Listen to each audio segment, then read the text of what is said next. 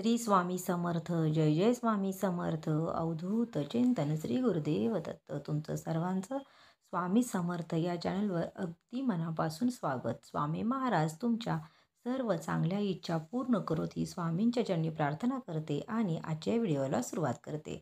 दरवर्षी फाल्गुन महिन्याच्या शुक्ल पक्षाच्या चतुर्दशी तिथीला होलिका दहन आपण साजरं करतो.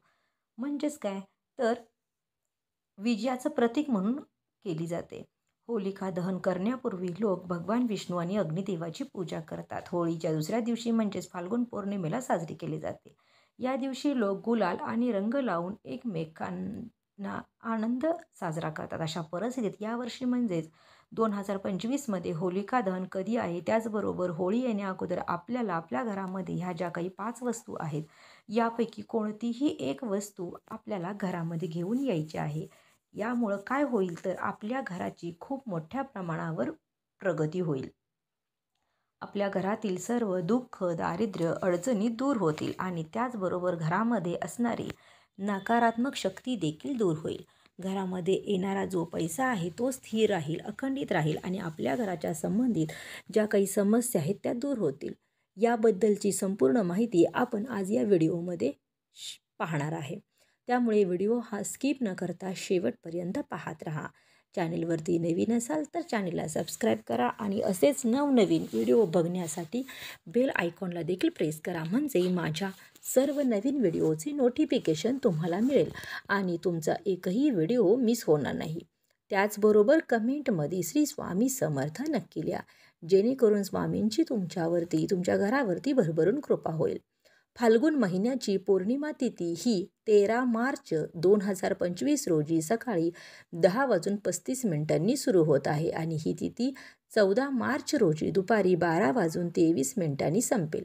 अशा परिस्थितीमध्ये 13 मार्च रोजी होलिका दहन साजरा केला जाणार आहे आणि 14 मार्च रोजी होळीचा सण हा साजरा केला जाणार आहे.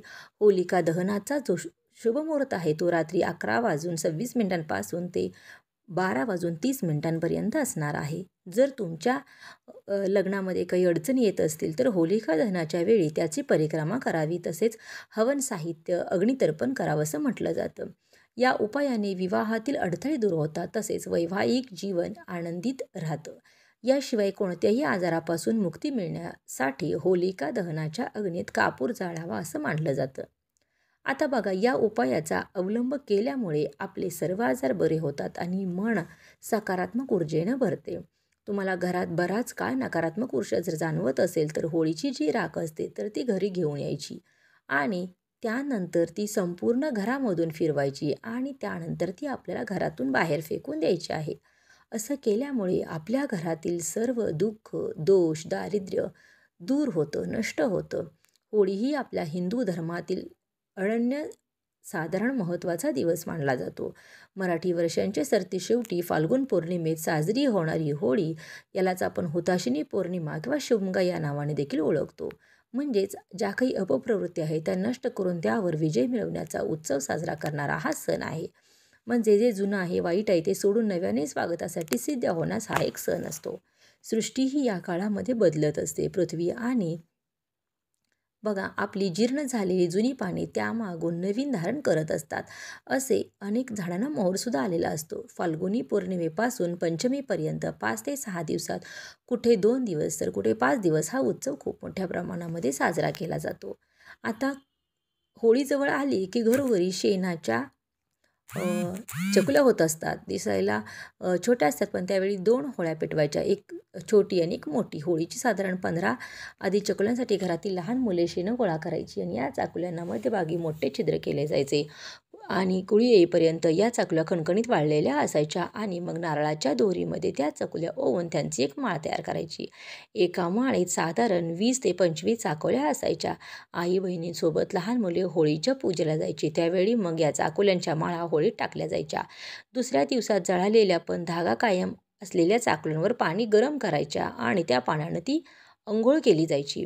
म्हणजेच होलिका दहन करण्यापूर्वी तिचे पूजन करण्यात येते. होलिकेजवळ जाऊन पूर्व किंवा उत्तरेकडे मुख करून बसून पूजा करतात. होलिकेस 4ही बाजूने 3 किंवा 7 फेरे मारून कच्च्या धाग्याने बांधण्यात येते आणि शुद्ध पाणी, अन्य पूजा साहित्य एक एक करून होलिकेमध्ये अर्पण केलं जातं. पूजेनंतर एक कलश पाणी अक्षदा, गंध, पुष्प, गूळ, साबुदाणा, हळद, मूग, बत्तासे, गुलाल, नारळ, पुरणपोळी इत्यादींची आहुती देण्यात येते. आणि नवीन धान्याचा अंश जसे गहू किंवा हरभरे असतील इत्यादींच्या लोंबियांचाही समावेश केला जातो. तर तो म्हणजेच होलिकेची पूजा केल्यानंतरचे ते दहन केले जाते. होलिका दहन हे नेहमी भद्रानंतरच करावे, म्हणजे चतुर्दशी किंवा प्रतिपदा तिथी असताना सूर्यास्तापूर्वी सुद्धा होलिका दहन करू नये. होलिकेच्या अग्नीत भाजले गेलेले पदार्थ खाल्ल्याने व्यक्ती निरोगी राहते. होळीतून निर्माण झालेली राख दुसऱ्या दिवशी सकाळी घरी आणल्यास घरातील नकारात्मक शक्तींचा नायनाट होतो, अशी देखील मान्यता आहे. तर अशा पद्धतीनं आपण होळीची संपूर्ण माहिती पाहिलेली आहे. आता त्यानंतर बघूया की होळीच्या दिवशी म्हणजेच होळी येण्या अगोदर आपल्याला आपल्या घरामध्ये कोणत्या वस्तू आहेत ज्या घेऊन यायच्या आहेत. तर या वस्तू जर आपण आपल्या घरामध्ये आणल्या तर आपल्या पतीची, मुलांची, कुटुंबाची भरभरून प्रगती होईल. घरातील ज्या काही नकारात्मक शक्ती आहेत तर त्या नष्ट होतील आणि त्याचबरोबर घरामध्ये असणारी इडापिडासुद्धा संपून जाईल. त्यामध्ये सर्वात पहिली आणि महत्त्वाची वस्तू आहे तर ती म्हणजे आपल्याला होळीमध्ये जे अर्पण करायचे आहे ते म्हणजे नारळ. तर नारळ हे होळीच्या दिवशी खूप अनन्यसाधारण महत्त्वाचं असतं. त्यामुळे होळी येण्या अगोदरच आपल्याला आपल्या घरामध्ये नारळ जे आहे ते घेऊन यायचं आहे आणि हा नारळ आपल्याला होळीच्या दिवशी संपूर्ण घरातून फिरवून त्यानंतर ते होळीमध्ये दहन करायचं असतं. म्हणजे होळीमध्ये अर्पण करायचं असतं. आणि त्यानंतर पुढची जी वस्तू आहे तर ती म्हणजे आपल्याला होळी येण्या अगोदरच श्रीयंत्र आणायचं आहे. तर ते आपल्या घरामध्ये स्थापित करायचं आहे. आता श्रीयंत्र हे माता लक्ष्मी आणि भगवान विष्णूंचं आसन मानलं जातं. श्रीयंत्रावरती पौर्णिमेच्या दिवशी जर आपण कुंकुमार्चन केलं तर आपल्या घरातील पैशा संबंधित ज्या काही अडचणी असतील, पैसा टिकत नाही, आलेला पैसा सतत खर्च होत जातो, अनेक अडचणी येत असतील, तर त्या सर्व अडचणी आपल्या पैशाच्या संबंधित दूर होत असतात. त्यानंतर तिसरी जी काही वस्तू आहे तर ती म्हणजे कवड्या. आता कवड्या ह्या लक्ष्मी मातेला अतिशय प्रिय असतात. त्यांची पूजा केल्यामुळे आपल्या घरातील अडचणी, दोष, संकट दूर होत असतात. कवड्यांची उत्पत्ती ही समुद्र मंथनातून झालेली आहे. त्यामुळे 5 किंवा 7 कवड्या तुम्हाला घरामध्ये घेऊन यायच्या आहेत आणि होळीच्या दिवशी तुम्हाला त्याची पूजा करून त्या तुम्हाला तुमच्या घरामध्ये स्थापित करायच्या आहेत. त्यानंतर चौथी वस्तू आहे म्हणजे गोमती चक्र. आता गोमती चक्र हे भगवान विष्णूंना अतिशय प्रिय असतं. गोमती चक्र हे फक्त गोमती नदीमध्येच मिळतात आणि गोमती चक्र आपण आपल्या घरामध्ये स्थापित केलं तर भगवान विष्णूंची आपल्या घरावरती भरभरून कृपा होत असते. घरातील सर्व दुःख, दोष, दारिद्र्य, अडचणी दूर होतात आणि त्याचबरोबर जे काही नकारात्मक शक्ती आहे तर ते देखील दूर होत असतं. त्यानंतर तुम्हाला हे गोमती चक्र घरामध्ये घेऊन यायचं आहे आणि होळीच्या दिवशी तुम्हाला ते त्याच्यावरती अभिषेक करून आपल्या घरामध्ये म्हणजे देवघरामध्ये त्याची स्थापना करायची आहे.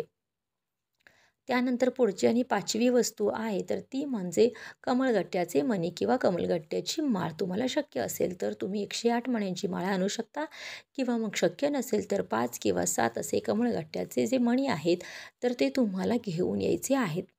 आणि त्यानंतर तुम्हाला लक्ष्मीच्या फोटोवर होळीच्या दिवशी पूजा करायची आहे त्याची. आणि असं सर्व केल्यामुळं आपल्या घरातील सर्व दुःख, दोष, दारिद्र्य, अडचणी दूर होतात. त्यानंतर 6वी जी वस्तू आहे तर ती म्हणजे माता लक्ष्मी आणि भगवान विष्णू यांचा फोटो.